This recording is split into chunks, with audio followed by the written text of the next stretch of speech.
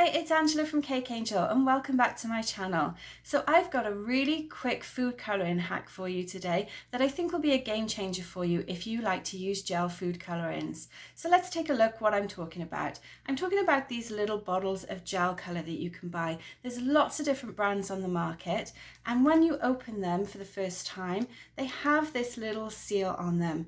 Now this can be quite difficult to remove at times, and if you watched my colour mill videos recently, you'll see that I had quite a struggle trying to remove them. But guess what? You don't actually need to remove them. That's right, there's a quick hack that you can use that I wanted to share with you because I think it's going to save you getting lots of colour on your hands. So when you have your white top from the lid, you just want to go ahead and open it up.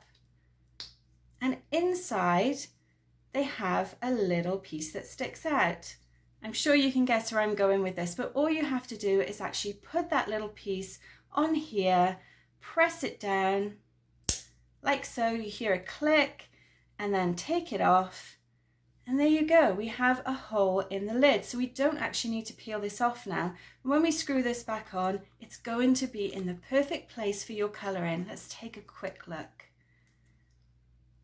So you can see here we've got the hole where the colour is. You can see that colour there, and it's going to come out really nice and easily for us, and it's not going to make a mess all over your hands.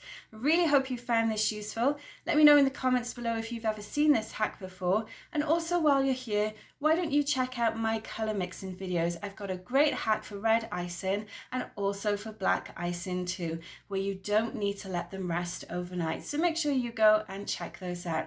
As always, thanks for watching, and I'll see you on the next video.